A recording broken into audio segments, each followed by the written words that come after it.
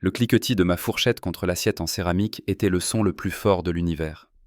Une pièce simple, lourde, en grès, couleur crème avec un bord bleu, faisant partie d'un ensemble que Sarah et moi avions acheté pour notre 10e anniversaire.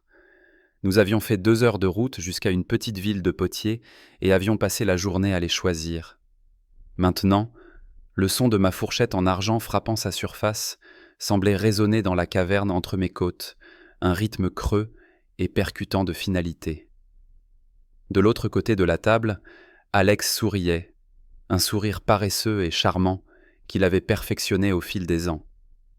Un sourire qui l'avait tiré d'embarras, l'avait mis dans les bonnes grâces de tout le monde et apparemment dans le cœur de la jeune femme assise à ses côtés. Elle s'appelait Chloé. Elle semblait plutôt agréable, avec des yeux brillants et curieux et une façon polie de se pencher en avant quand on lui parlait. Ce sont ces yeux curieux qui venaient de me défaire. « Alors, Alex », avait-elle dit en tamponnant ses lèvres avec une serviette. « Tu ne m'as jamais vraiment parlé de la dynamique de ta famille.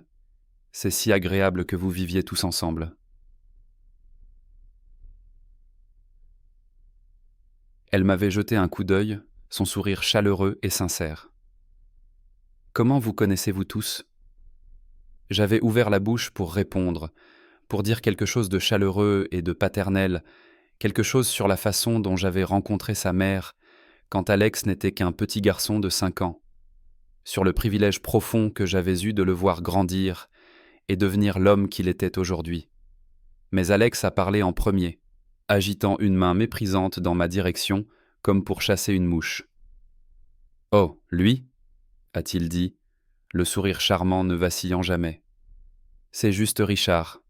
Il est...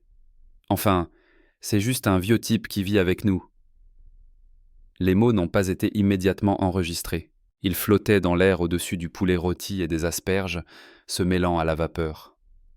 Juste un vieux type. Pas mon beau-père. Pas l'homme qui m'a élevé. Pas même un ami de la famille. Juste. Un. Vieux. Type. Un locataire peut-être. Un pensionnaire. Un meuble accessoire qui se trouve être animé. J'ai aperçu une lueur de confusion dans les yeux de Chloé avant qu'elle ne la masque par un sourire poli, bien qu'un peu forcé. Sarah, ma femme depuis 22 ans, a laissé échapper un petit rire nerveux. « Oh, Alex, ne dis pas de bêtises », a-t-elle gazouillé, sa voix un peu trop aiguë. « Richard est mon mari, Chloé. Il a été un père merveilleux pour Alex. » Mais le mal était fait. La clarification ressemblait à un pansement hâtif sur une blessure béante. Alex s'est contenté de hausser les épaules en prenant une grosse bouchée de son poulet, totalement inconscient, ou peut-être pire, totalement indifférent, aux éclats d'obus qu'il venait de loger dans ma poitrine. J'ai baissé les yeux sur mon assiette. La fourchette me semblait incroyablement lourde dans la main. Je l'ai posée, soigneusement, délibérément, à côté de mon couteau. Mon appétit avait disparu, remplacé par un poids froid et de plomb dans mon estomac. J'ai 61 ans. Je suis charpentier. J'ai construit des maisons de fond en comble, monté des murs, élevé des toits, posé des fondations capables de résister à un ouragan. Mais à ce moment-là, j'avais l'impression que mes propres fondations avaient été dynamitées, et je me tenais debout dans les décombres de ma propre vie, regardant un étranger qui portait le visage de mon fils. Juste un vieux type. L'expression résonnait et résonnait, un mantra discret et insistant de ma propre obsolescence. Le reste du dîner s'est déroulé dans un flou de bruit poli. Je me suis entendu répondre aux questions de Chloé sur mon travail, sur le quartier, mais ma voix semblait lointaine, comme si elle venait d'un puits. Je pouvais sentir le regard anxieux de Sarah sur moi, mais je ne pouvais pas le soutenir. La regarder, c'était la laisser voir la fissure qui venait de se produire dans ma contenance. Et mon orgueil, une vieille chose têtue, ne le permettrait pas. Quand Alex et Chloé sont finalement partis, avec des promesses de se revoir bientôt, le silence qu'ils ont laissé derrière eux était assourdissant. « Il ne voulait pas dire ça comme ça, Richard », dit Sarah en commençant à débarrasser la table. Ses mouvements étaient rapides, saccadés, signe de son malaise. Je n'ai pas répondu. Je me suis simplement levé et je me suis dirigé vers la grande baie vitrée du salon, celle que j'avais installée moi-même un printemps il y a 5 ans.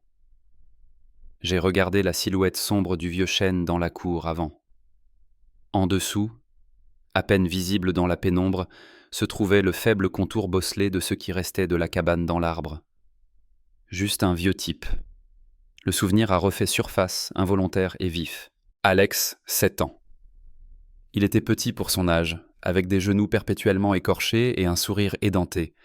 Son père biologique avait été une histoire de fantôme, un homme qui avait disparu avant le premier anniversaire d'Alex, ne laissant derrière lui qu'un nom sur un certificat de naissance et un trou dans le cœur d'un jeune garçon. J'ai rencontré Sarah quelques années plus tard.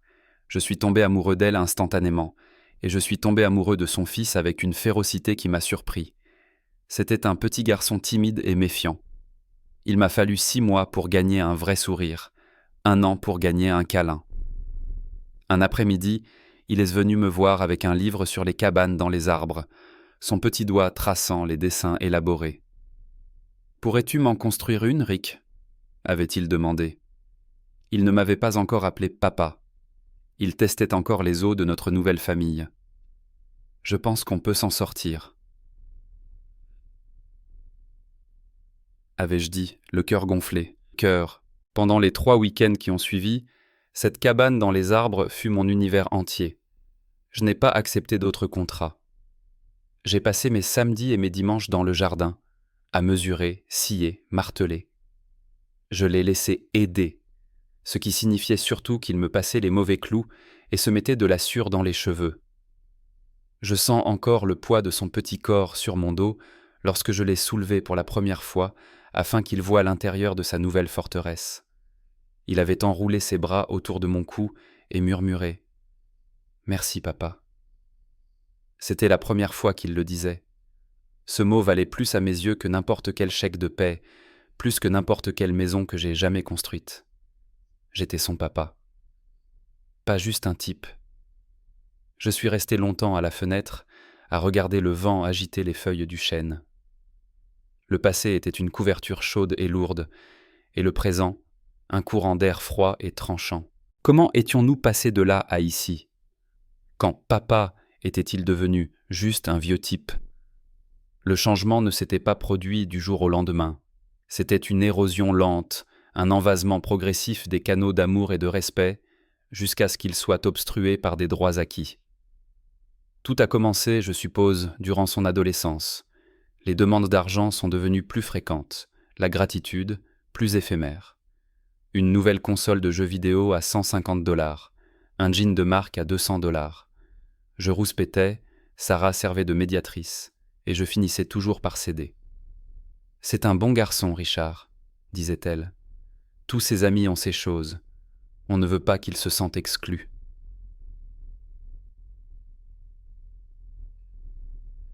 Je travaillais 60 heures par semaine dans mon entreprise de construction pour que cela soit possible. Je me souviens d'un hiver où nous avons eu une vague de froid brutale. Je travaillais sur un chantier de rénovation extérieure, et le vent était si vif qu'on aurait dit qu'il me tranchait la peau du visage. Mes mains étaient raides et engourdies, même à travers les gants épais. J'ai fait 2 heures supplémentaires chaque jour cette semaine-là, dans le froid mordant, pour terminer le travail à temps, parce que je savais qu'Alex voulait un nouvel ordinateur portable pour son anniversaire. L'ordinateur portable coûtait $1 200. Quand je le lui ai offert, il a dit « Oh, cool, merci », avant de disparaître dans sa chambre avec. Pas une accolade. Pas un vrai merci, les yeux dans les yeux. Juste « cool, merci ». Je m'étais dit que c'était juste lui qu'il était adolescent. Puis vint la voiture. Quand il a eu 17 ans, il a voulu une voiture. Pas n'importe quelle voiture, mais un modèle spécifique, une berline sportive d'occasion un peu plus récente, qui était bien plus que ce que nous pouvions nous permettre. Je venais d'investir une somme importante dans du nouveau matériel pour mon entreprise. L'argent était rare. « Il peut prendre mon vieux camion », ai-je suggéré à Sarah un soir. C'était un Ford solide et fiable, celui que j'avais depuis 10 ans. Il n'était pas beau, mais il était sûr.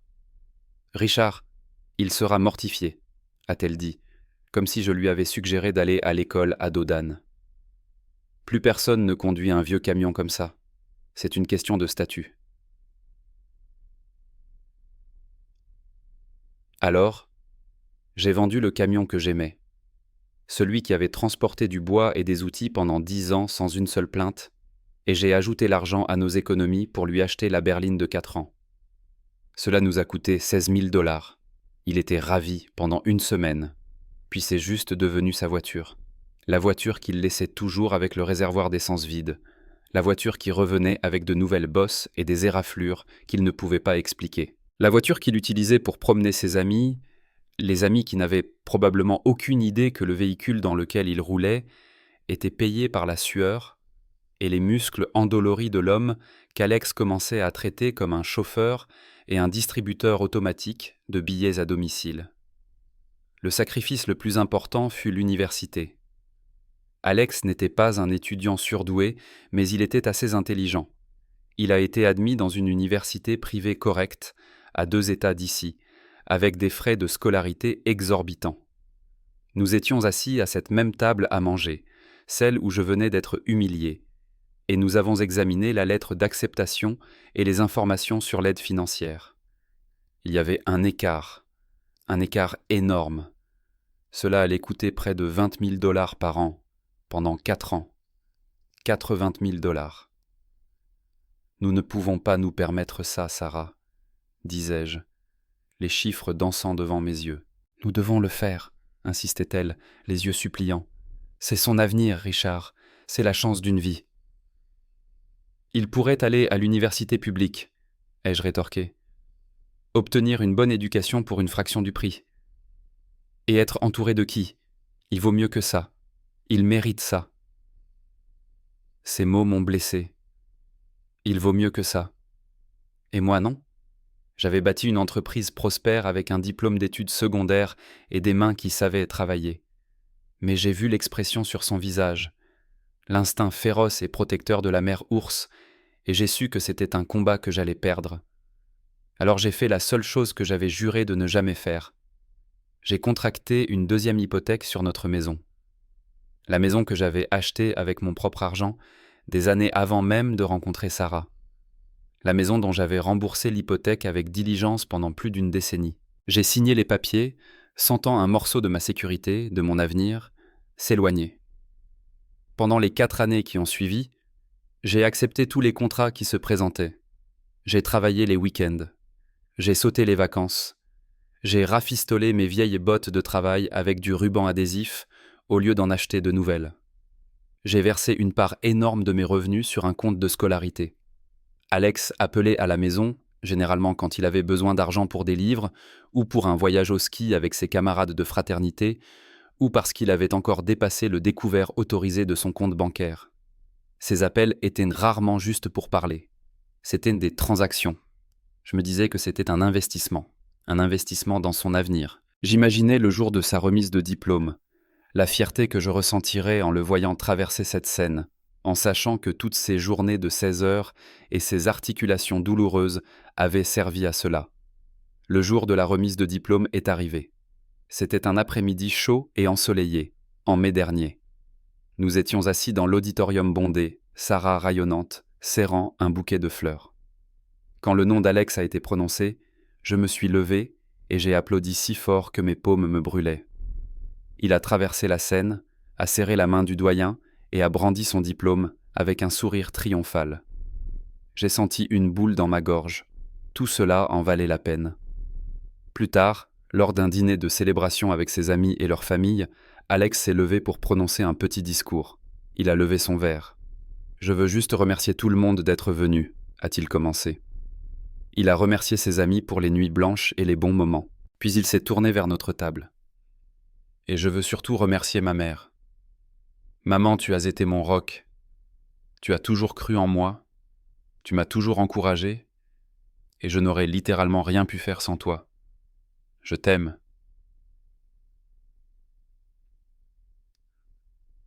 Il a fait teinter son verre avec le sien. Les gens ont applaudi. Il a jeté un coup d'œil vers moi, ses yeux glissant sur moi sans vraiment s'arrêter.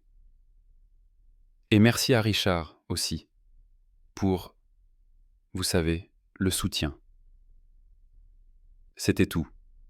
Mon investissement de 80 000 $, mes 4 années de week-end sacrifiés, mon dos douloureux et mes bottes usées, tout cela se résumait à 4 mots dédaigneux. Le soutien. Comme si j'étais une subvention gouvernementale.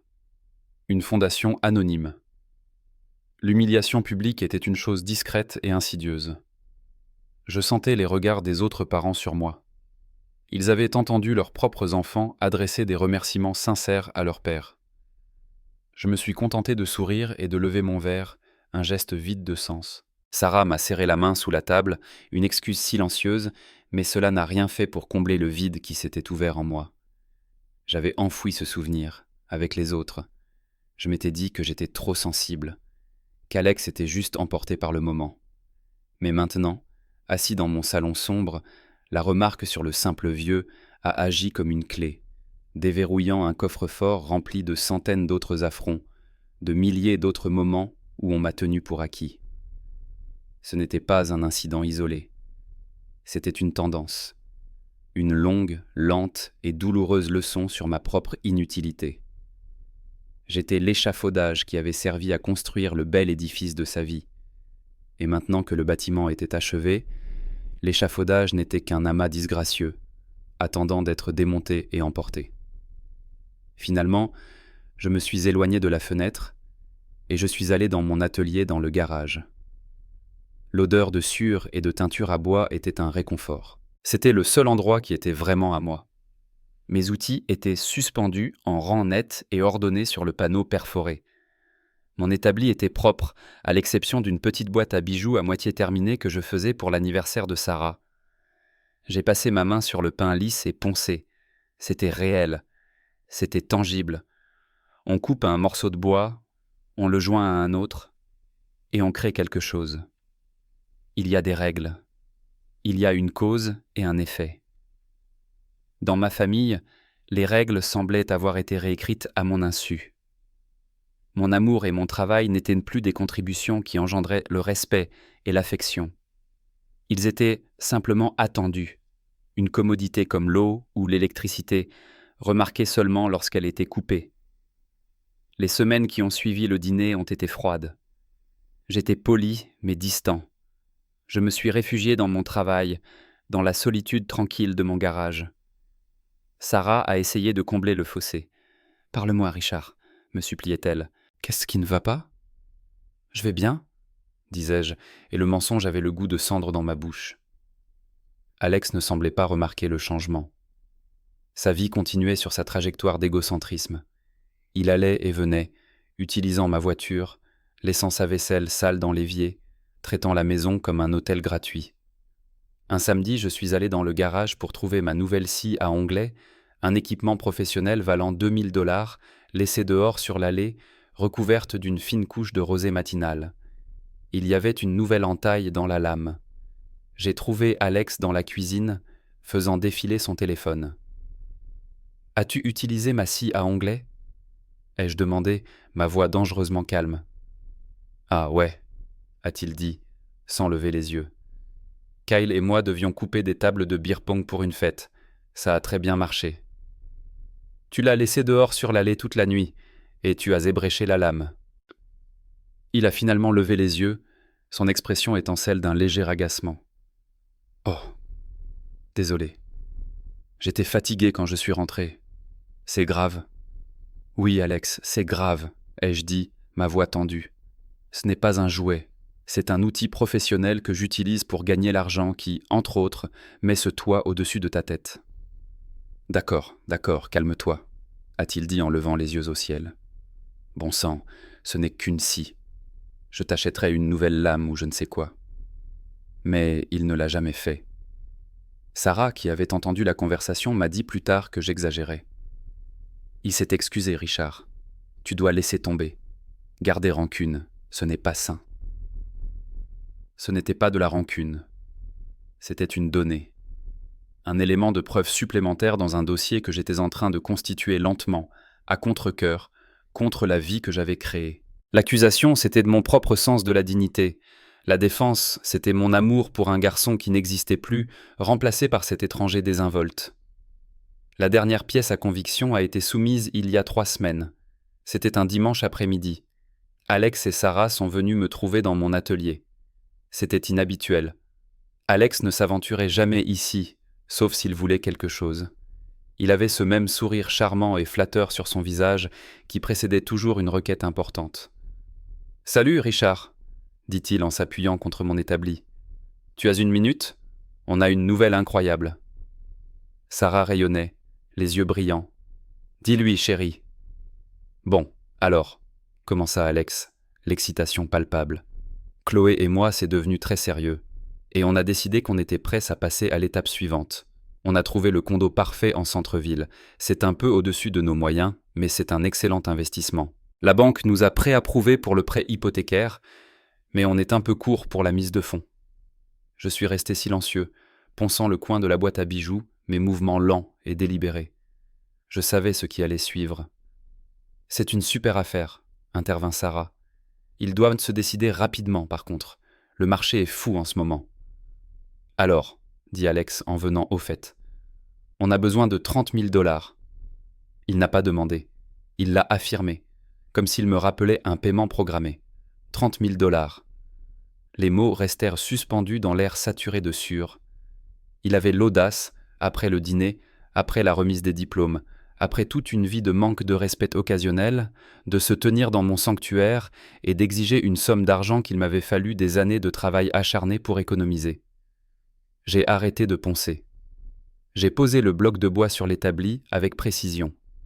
Je l'ai regardé, vraiment regardé. J'ai vu le t-shirt de marque coûteux qu'il portait. J'ai vu le smartphone dans sa main qui coûtait plus cher que ma première voiture. J'ai vu un jeune homme à qui on avait tout donné et qui n'avait rien mérité, encore moins le droit de faire cette demande. Et à ce moment précis, quelque chose en moi a basculé. Ce n'était pas un craquement sonore, mais une rupture silencieuse et nette. La partie de moi qui aurait ressenti de la culpabilité, la partie qui aurait agonisé et finalement cédé, elle s'est juste tue. Elle a été remplacée par une clarté profonde et glaçante. L'amour était toujours là, comme un membre fantôme douloureux, mais l'obligation avait disparu. Mon respect de soi, qui était resté dormant et s'était vidé de son sang pendant des années, s'est finalement redressé et a dit « Ça suffit ». J'ai regardé le visage expectant d'Alex et celui plein d'espoir de Sarah. J'ai ressenti une profonde tristesse pour l'homme que j'étais autrefois, l'homme qui aurait signé un autre papier, vendu un autre morceau de lui-même pour les rendre heureux. Cet homme avait disparu. Il avait été congédié. Après tout, il n'était qu'un vieil homme, et un vieil homme ne leur devait rien. « Non », ai-je dit. Le mot était calme, mais il a atterri au centre de la pièce avec la force d'une boule de démolition. Le sourire d'Alex vacilla. Il laissa échapper un petit rire incrédule. « Quoi ? Qu'est-ce que tu veux dire par « non » ? » « Je veux dire non », ai-je répété, ma voix égale. Je l'ai regardé droit dans les yeux. « Je ne vous donnerai pas 30 000 $. » Le visage de Sarah s'est décomposé. « Richard, de quoi tu parles ? C'est pour leur avenir. » « J'ai investi dans son avenir, » ai-je dit, mon regard inébranlable. J'ai investi 80 000 $ dans un diplôme qu'il a, jusqu'à présent, utilisé pour décrocher un emploi à temps partiel dans un magasin d'articles de sport. J'ai investi dans une voiture qu'il traite comme une location. J'ai investi mon temps, mon travail et mon amour pendant 22 ans. Mon portefeuille d'investissement est maintenant clos. Alex me fixait, la bouche légèrement ouverte. Le charme avait disparu, remplacé par une incrédulité pure et boudeuse. « Tu ne peux pas être sérieux. C'est une mise de fonds. C'est ce que font les parents. » « Vraiment ? » ai-je demandé, ma voix dangereusement douce. « Est-ce aussi ce que font les parents d'être qualifiés de « juste un vieil homme qui vit avec nous par leur fils à sa nouvelle copine » ? Est-ce que ce que font les parents d'obtenir une note de remerciement, en bas de page, lors d'une remise de diplôme qu'ils ont financée ? Est-ce que ce que font les parents de voir leurs outils, leurs biens, leur présence même, traités avec un mépris total ?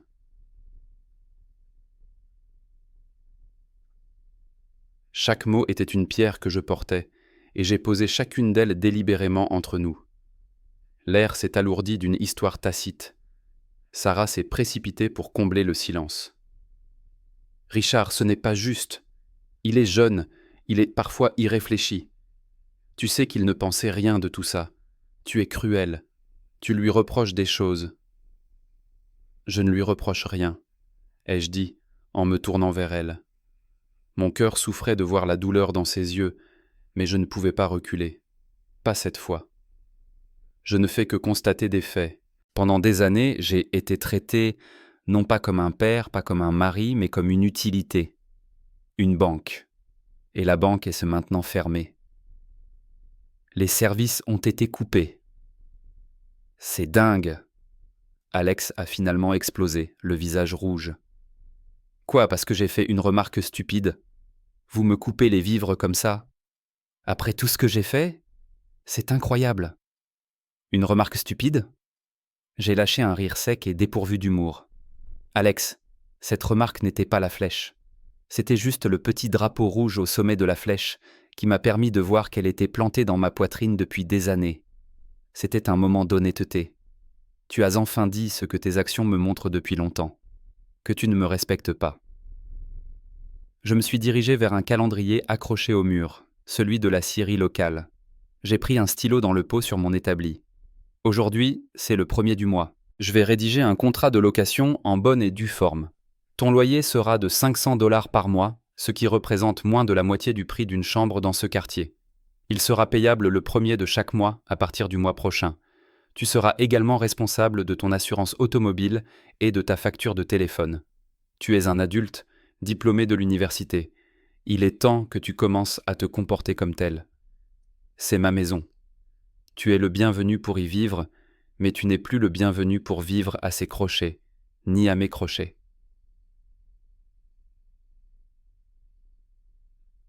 Sarah s'est mise à pleurer. Richard, tu ne peux pas faire ça. Tu déchires notre famille.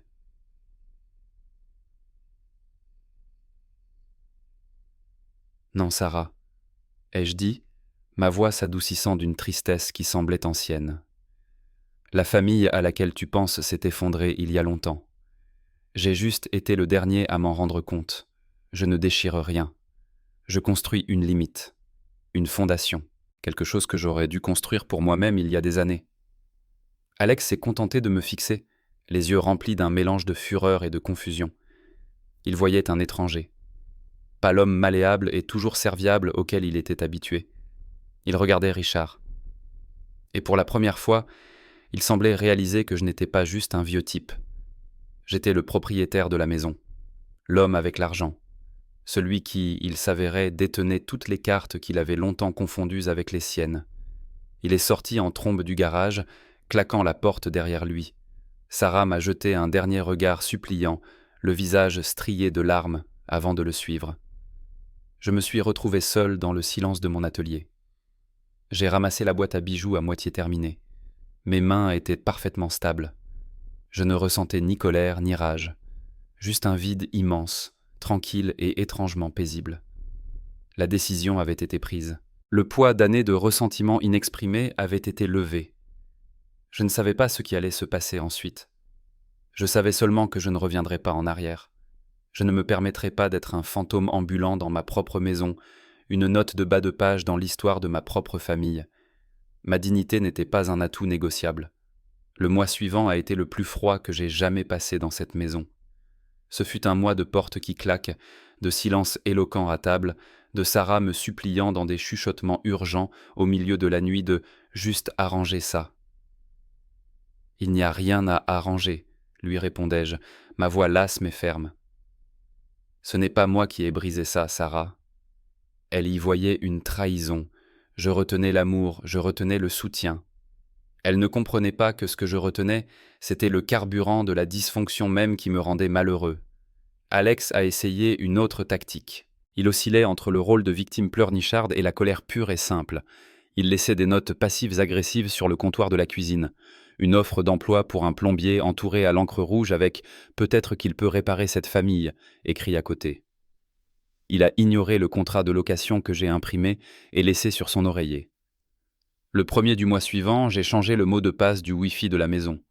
Ce soir-là, Alex m'a confronté. « Sérieusement ? Tu as changé le mot de passe du Wi-Fi ?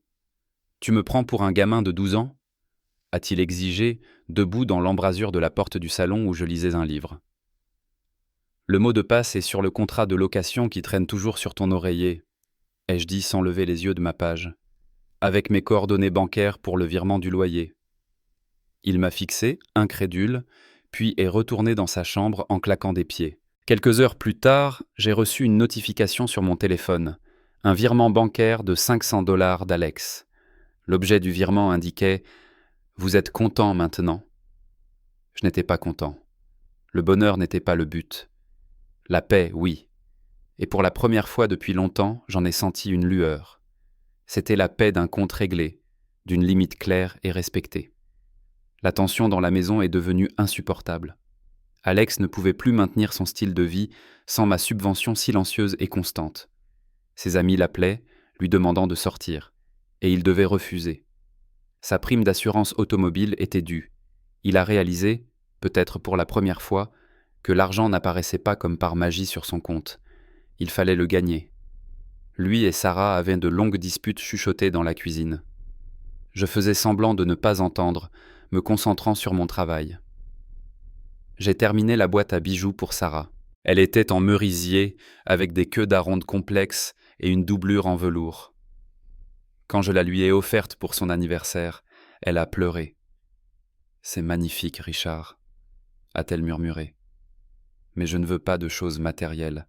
Je veux récupérer ma famille. »« Moi aussi, je veux retrouver notre famille, Sarah, » lui dis-je doucement.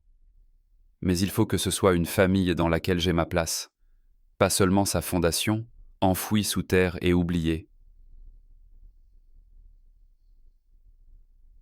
2 semaines plus tard, Alex annonça qu'il déménageait. Il avait trouvé une chambre à louer dans une maison avec 3 autres personnes, à l'autre bout de la ville.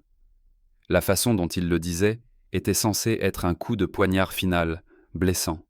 « Je ne peux plus vivre dans cette maison », déclara-t-il au dîner, en me regardant fixement. « Il n'y a pas d'amour ici. »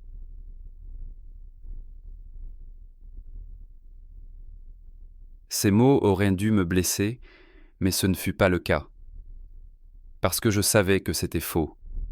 La maison était pleine de mon amour. Il était dans les planches que j'avais posées, les murs que j'avais peints, le toit qui les gardait au sec. Le problème, c'était qu'il n'avait jamais appris à le voir. Le jour où il a déménagé était gris et nuageux.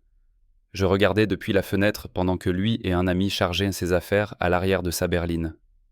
Il n'avait pas grand-chose. Une télévision, quelques cartons de vêtements, sa console de jeux vidéo.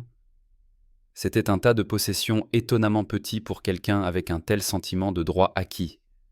Il n'a pas dit au revoir. Il est juste monté dans sa voiture et est parti. Sarah avait le cœur brisé. Pendant des semaines, elle fut distante, pleurant la version de notre famille qui avait existé, aussi imparfaite fut-elle. Je lui ai laissé de l'espace. Je n'ai pas dit « je te l'avais dit ». J'ai juste continué à être stable. Je lui préparais du café tous les matins. Je lui demandais comment s'était passée sa journée. Je m'asseyais avec elle le soir, parfois en silence, juste pour lui faire savoir que j'étais là. Lentement, très lentement, les choses ont commencé à s'apaiser entre nous.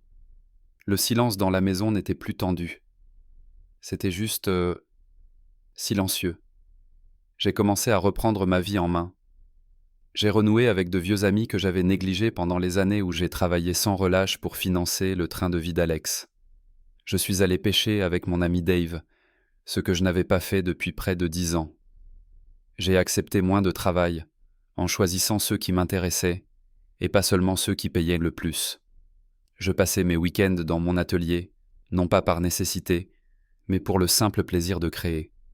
J'ai construit une belle bibliothèque artisanale pour le salon.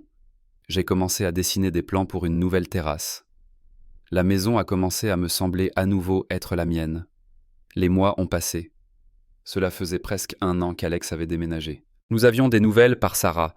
Il cumulait 2 emplois pour joindre les 2 bouts, son emploi à temps partiel dans un magasin et un nouveau boulot de livreur de pizza le week-end. Il se plaignait de ses colocataires, de ses factures, du coût de la vie. Sarah rapportait ses histoires avec une expression triste et inquiète, et je me contentais d'acquiescer. C'était une leçon qu'il devait apprendre par lui-même. Je ne pouvais pas la lui enseigner, et je ne paierai plus pour l'empêcher de la prendre. Puis, un samedi après-midi d'automne, mon téléphone a sonné. C'était un numéro inconnu. J'ai failli ne pas répondre, mais quelque chose m'y a poussé. « Allô ?» Il y eut une pause à l'autre bout du fil. « Hé, c'est Alex. » Sa voix était différente, plus calme, moins assurée. « Alex !» dis-je, ma propre voix neutre. « Tout va bien ?»« Ouais, tout va bien, » dit-il rapidement. Je passais en voiture dans le vieux quartier. Je suis passé devant la maison. Une autre pause. Je pensais juste à cette cabane dans les arbres que tu m'avais construite. Je me suis appuyé contre l'établi dans mon garage, l'odeur du cèdre flottait dans l'air. Je n'ai rien dit. Je l'ai juste laissé continuer. C'était une cabane dans les arbres vraiment cool, dit-il, sa voix faible. Je me souviens que tu y as passé, genre, tout le mois. Tu m'as laissé utiliser le marteau. Tu t'es surtout cogné le pouce, dis-je, un petit sourire effleurant mes lèvres. Il a ri, un vrai rire, pas le ricanement méprisant auquel j'étais habitué. Ouais, c'est vrai. Je pensais juste... Je pensais à ça. C'est tout. Eh bien, dis-je, ma voix étranglée par l'émotion que j'essayais de dissimuler. C'était une bonne cabane dans les arbres. Ouais, dit-il. C'était vrai. Il y eut un autre long silence. Enfin bon. Je devrais y aller. Je voulais juste dire ça. D'accord, Alex, dis-je. Prends soin de toi. Toi aussi, papa. Il a raccroché. Je suis resté là pendant longtemps, le téléphone toujours collé à mon oreille. Papa. Il ne m'avait pas appelé comme ça depuis des années. Ce n'étaient pas des excuses. Ce n'était pas un grand geste de réconciliation. C'était petit. C'était hésitant. Mais c'était un début. C'était une graine de respect, plantée dans la terre dure et stérile de sa nouvelle réalité. Je ne sais pas ce que l'avenir réserve à ma relation avec Alex. Peut-être qu'elle guérira, lentement et prudemment, construite sur de nouvelles bases. Ou peut-être pas. Mais alors que je me tenais là, dans mon atelier silencieux, un lieu de ma propre création, entouré des outils de mon métier et du parfum d'un travail honnête, j'ai ressenti un sentiment de paix qui avait été absent depuis bien trop longtemps. J'avais enfin appris qu'on ne peut pas contrôler si les autres vous respectent. On ne peut que refuser de tolérer leur manque de respect. Ma paix ne dépendait plus de sa validation, elle venait de l'intérieur. Elle venait de la connaissance tranquille et inébranlable que je n'étais pas qu'un vieux type. J'étais un homme qui s'était enfin souvenu de sa propre valeur. Et c'était une fondation que personne ne pourrait jamais démolir.